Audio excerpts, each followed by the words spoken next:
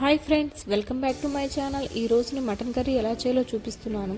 First ఒక కుక్కర్లోకి 3 to 4 spoon oil వేసుకొని biryani spices అన్నీ కొంచెం కొంచెం వేసుకొని ఫ్రై అయినాక 3 ఎండుమిర్చి, 1 టేబుల్ స్పూన్ ఆవాలు, 1 టేబుల్ స్పూన్ జీలకర్ర, కొంచెం కరివేపాకు, 4 to 5 సన్నగా కట్ చేసుకున్న పచ్చిమిర్చిని వేసి కొంచెం పసుపును వేసి బాగా ఫ్రై అవ్వనివ్వాలి.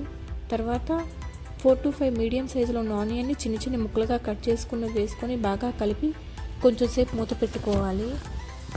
మూత పెట్టుకున్న ఆనియన్ అనేది బాగా మగ్గినాక 1 స్పూన్ వరకు రాళ్ళుప్పు, 1.5 స్పూన్ వరకు ఫ్రెష్గా చేసుకున్న అల్లం వెల్లుల్లి పేస్ట్ వేసుకొని బాగా కలుపుకోవాలి.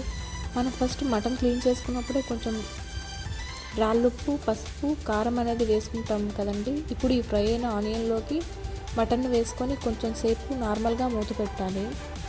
మూత పెట్టినప్పుడు చాలా వాటర్ అనేది వస్తుంది కదండి. తర్వాత కొంచెం వాటర్ వేసుకొని ఒక 2 విజిల్స్ రానివ్వాలి.